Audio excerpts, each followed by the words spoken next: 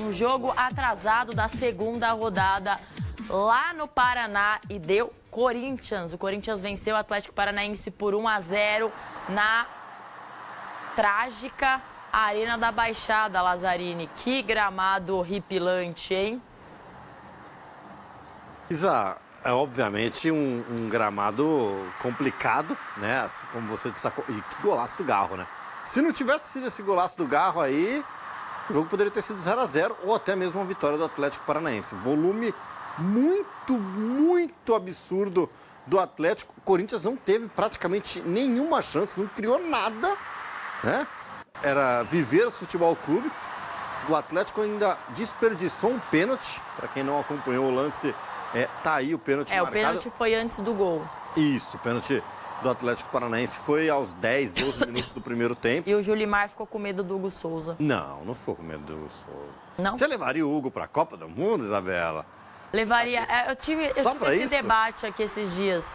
Você teria coragem de colocar o Hugo Souza ou qualquer outro Teve esse debate comigo, eu falei pra você que não. Ah, é? Foi comigo, sim, eu não colocaria. Você não colocaria? Mas, você pode ganhar o jogo o cara pegando pênalti. Mas aí eu confio no Alisson, né? Senão não precisa levar o Alisson. Quantos pênaltis o Alisson já pegou? Não, a gente tem que levantar esse número, Isa.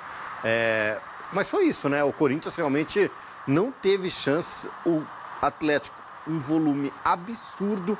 Viveiros criou muitas chances. E chutou um pouco. É que assim, o Viveiros é um jogador físico, né? O Viveiros, desde sempre, desde o início da sua carreira, é um jogador que a gente brinca de chuta-chuta. Ele domina 3 toques na bola e chuta. Teve uma que ele pegou na entrada da grande área que ele mandou na lua, né? Ele pega ali de primeira, bate alto.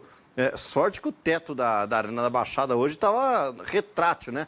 Porque senão o negócio ia ser complicado. Mas eu vou te falar, o Hugo Souza trabalhou legal hoje também, né? O Hugo teve que fazer boas defesas e é bacana a gente ter essa discussão. A gente brincou aqui, né, óbvio, dessa questão do pênalti, né, de levar o Hugo para a Copa, mas é legal da gente ver como realmente o Hugo vem se portando e vem jogando cada vez mais essa belíssima defesa. E aí o Luiz Gustavo chega batendo ali, errado, mascado, né, ele que é canhoto, bateu de direita.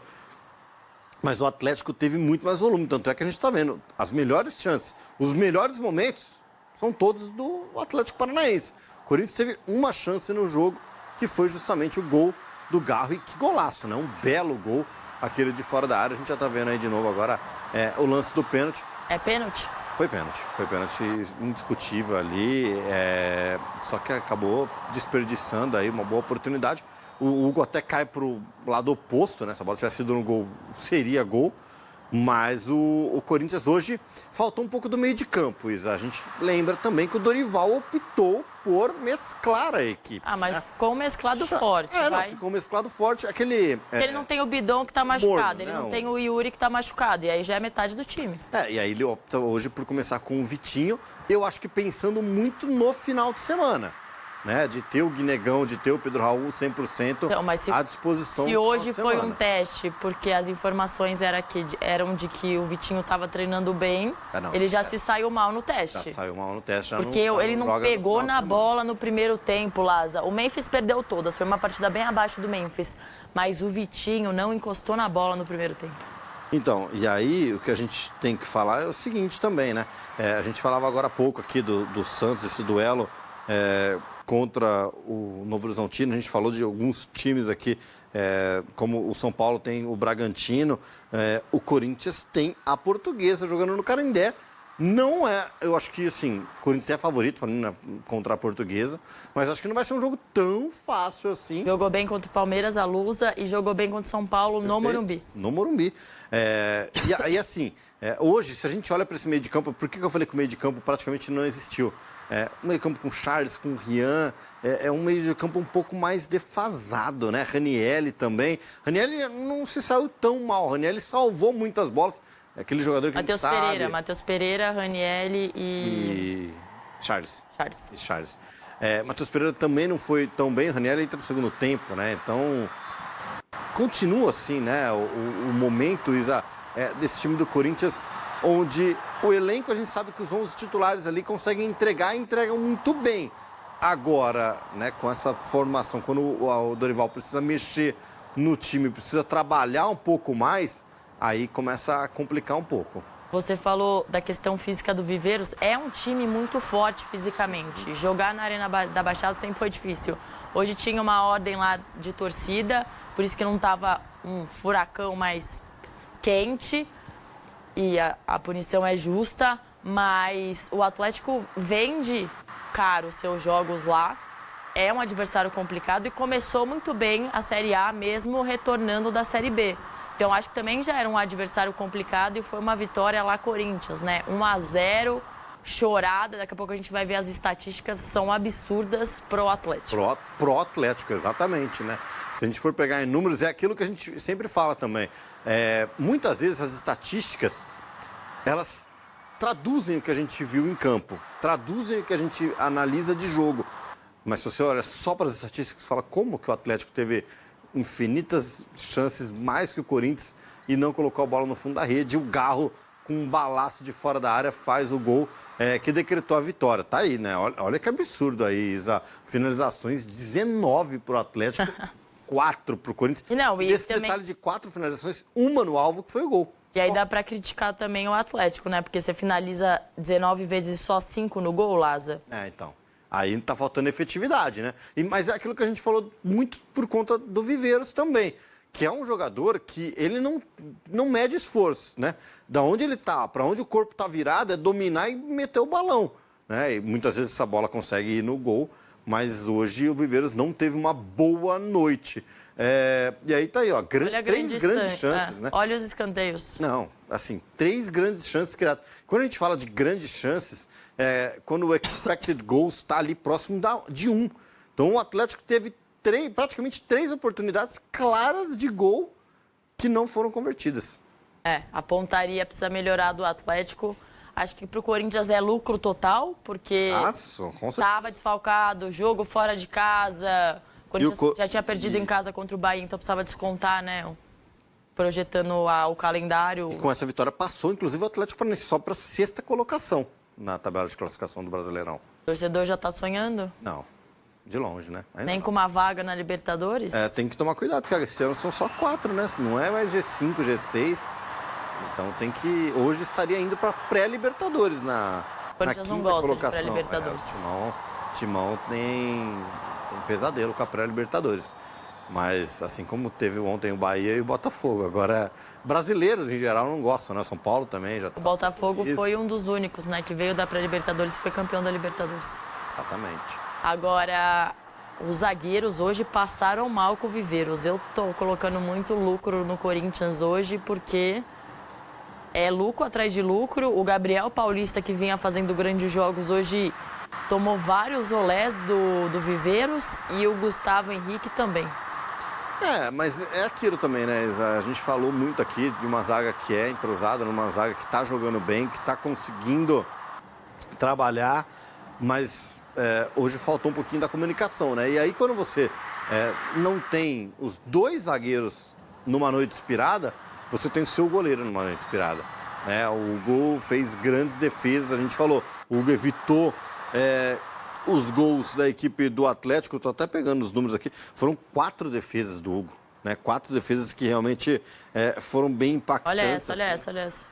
Não, essa muito a queima-roupa. Tem aquela outra segunda também que ele sai praticamente no pé do Viveiros, né? Para tirar com a mão. Foram 50 toques. E aí a gente fala, né? O Hugo com 50 toques na bola, Isa. É muita coisa para um goleiro ter 50, essa bola que eu tava falando. Não, ela vai sair. E a nossa produção, como é maravilhosa, Lázaro. Você destacou o Hugo, a nossa produção pediu a arte do Hugo. Espetáculo, hein? Nota 6.8, o Dani é demais. Não, achei que você fosse falar que o Dani era nota 6. Não, tá doido, 10, o Dani é nota 10. Gols sofridos, nenhum. Isso. 4 defesas, como você falou.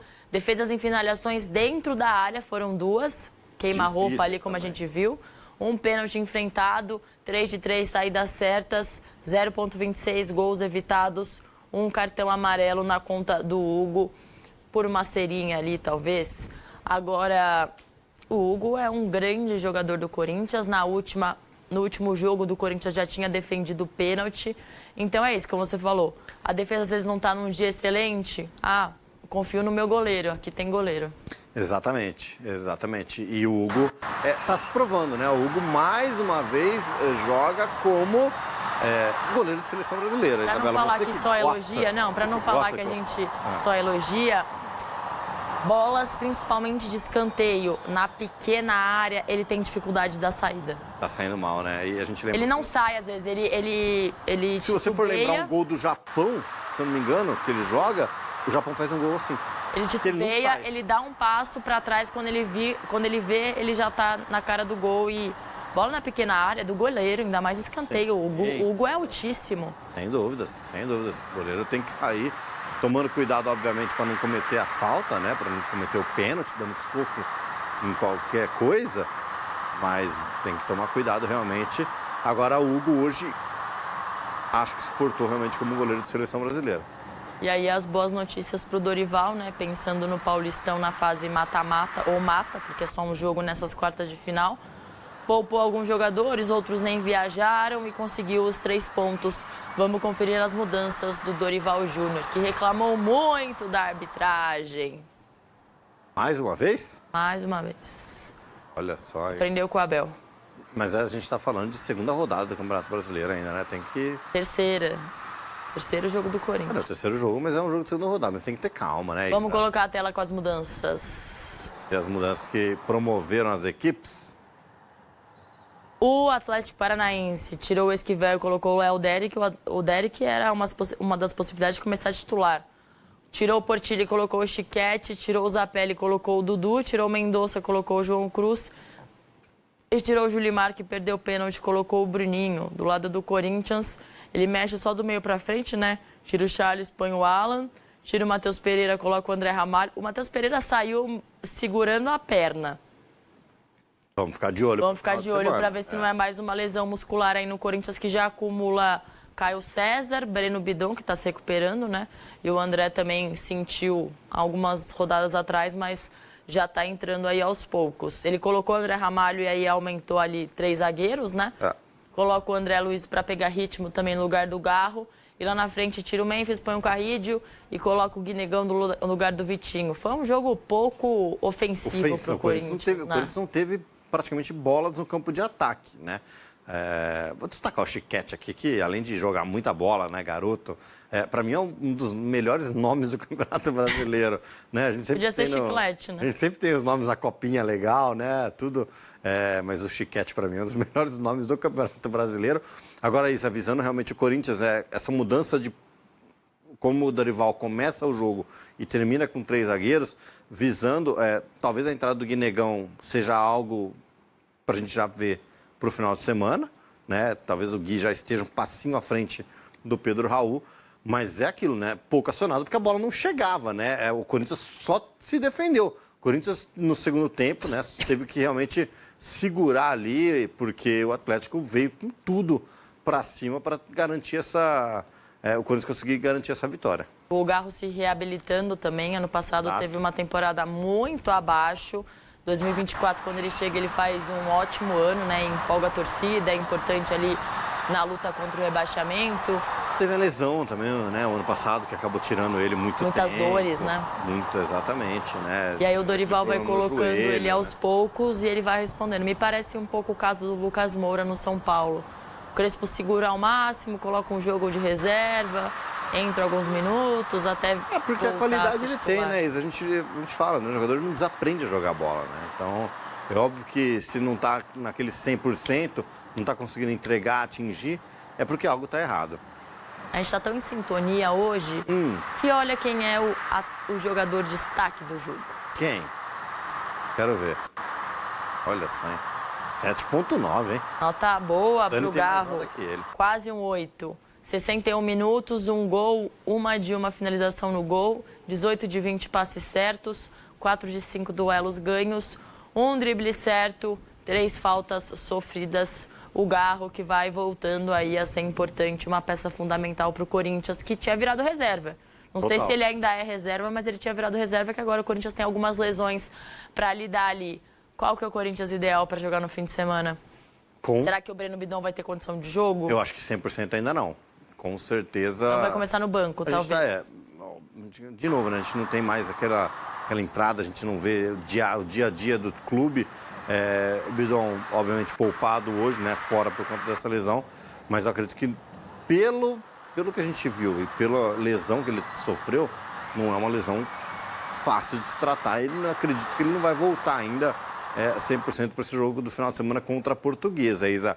Agora, o Garro mostrou que ele pode ser titular, né? Saiu na reta final do jogo, mas ele mostra que ele pode voltar a ser aquele jogador super importante para o Dorival Júnior, ser super importante para a equipe do Corinthians. E hoje o André entrou no segundo tempo, como a gente falou, jogador que também é titular do Corinthians. O Alan foi um ótimo reforço e vem fazendo jogos Alan vem para brigar para ser importantes. titular também, né?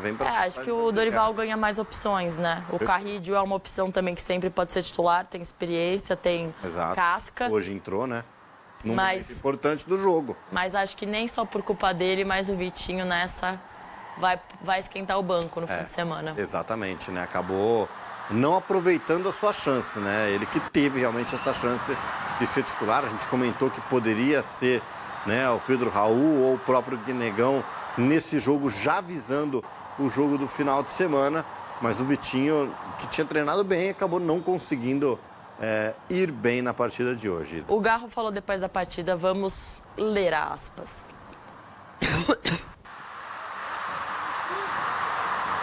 Fico feliz de ter ajudado o time. A gente tem falado de conseguir grandes coisas e o Brasileirão não é pouca coisa.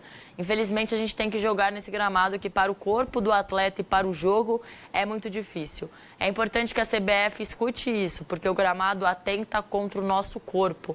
Além disso, como eu disse, fico feliz de ajudar o time, de marcar e de ganhar esse jogo.